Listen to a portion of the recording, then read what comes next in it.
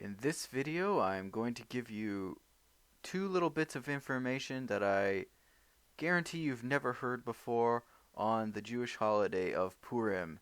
So, a secret of Purim. You can listen to 1,000 classes on Purim and you'll probably never hear this.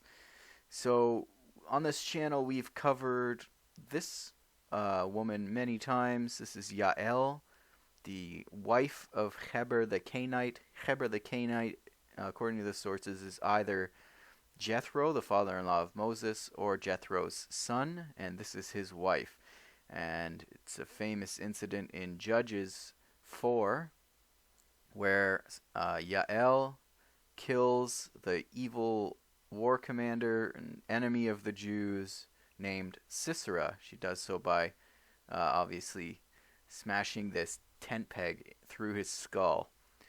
And this, of course, comes from Judges 4 and spills a little bit over into Judges 5 as well. So Yael is the wife of Heber the Canaanite, or Kenite, which means he comes from Cain. He is a, you could say, reincarnation of this Canaanite soul, or his family goes back to Cain. And you can see here that Yael went out to Sisera, invited him into the tent. She lures him in there, puts him to sleep with some milk, and then drives the tent peg through his skull. And it says in Judges 5 that blessed by women in the tent is Yael, the wife of Heber the Canaanite. Or some say most blessed of those women who dwell in tents is Yael. So she's very highly thought of. And when I was reading Esther, it reminded me of Yael. So I thought there's probably a connection. So those of you who have read Esther, the book of Esther, or the scroll of Esther, know that she was responsible for the death of the evil Haman, the enemy of the Jews. Another enemy of the Jews. So here's this woman who is responsible for the death of Haman. And she lures him to a feast. So you can notice that they both used food to lure these people. She lured him into a feast with the king, and then she outs him as evil, an enemy. So she says here, the adversary and enemy is this evil Haman.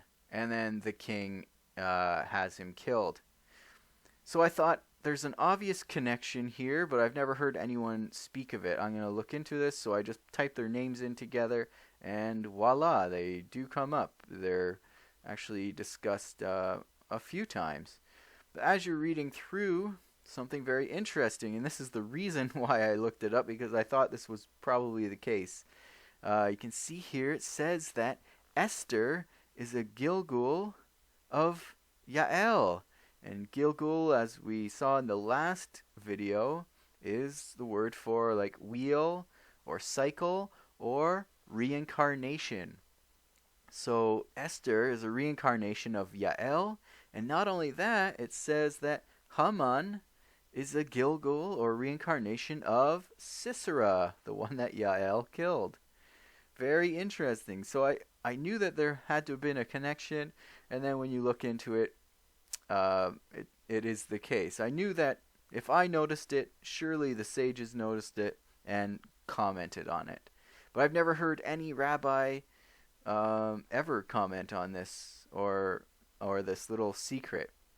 What's also interesting, here's the second part, is that we said that Yael was the wife of Heber the Canaanite, which means Heber comes from Cain. And they even say that Jethro was a reincarnation of Cain, and Moses was a reincarnation of Abel. So Yael is connected to Esther, and Yael is connected to Cain. What's interesting is if you search for the name Esther, so if you simply just spell it out and look for that word anywhere in the entire text, it actually does show up one time in the Torah. And here it is, right here in Genesis 4. And Genesis 4 is about what? Cain. So here is Esther's name. Of course, this isn't Esther herself, but this is the exact spelling of Esther. And it says, Cain said to Hashem, to God, my punishment is too great to bear.